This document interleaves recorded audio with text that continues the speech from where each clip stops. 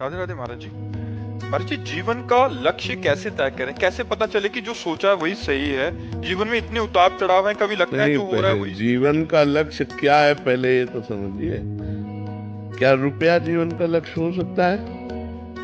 मकान हो सकता है, भोग हो सकते हैं। जीवन का लक्ष्य परमात्मा है। जीवन का लक्ष्य जगत नहीं है। जगत जीने के लिए है।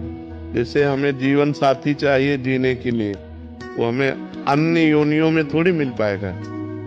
मतलब हमारा ये शरीर छूटा तो हमारा पति हमारे साथ जाएगा, ये असंभव। ऐसा हो ही नहीं सकता। रुपया बैंक बैलेंस यही रह जाएगा, मकान यही रह जाएगा, जो आपकी पढ़ाई लिखाई पद है वो यही रह जाएगी, विस्मृत हो जाएगी शरीर छूटते ही। तो अगर हमने ये सब लक्ष्य बनाया तो परिणाम में तो सब व्यर्थ ही गया ना। परिणाम में तो कुछ हाथ नहीं लगा। तो अगर हमने परमात्मा को लक्ष्य बनाया और जीने का ढंग ये बना लिया तो बढ़िया हो जाएगा। हम भगवान का नाम जप करते हुए अपने पति में परमात्मा को देखें, अपने पुत्र में परमात्मा को देखें, समाज में परमात्मा को देखें, अच्छा व्यवहार करें। जो हमें पद मिला है, जो हमें धर्म मिला है, जैसे आप किसी की बहन है, आप किसी की पत्नी है, तो हम भागवतिक भाव फिर स्वीकार करके ब्रह्मचर्य से भगवान से अपना संबंध माने। भगवान को हम पुत्र मान सकते हैं, भगवान को हम पिता मान सकते हैं, भगवान को हम माँ मान सकते हैं। भगवान ही तो दुर्गा रूप में है। भगवान को हम अपना पति मान सकते हैं। जो संबंध चाहो भगवान से कर सकते हो। तुम्हें वो माता च पिता, तुम्हें वो बंधुश्च सखा, तुम्हें वो विद्या द्रविणं, तुम्हें वो सर्वम मम देव।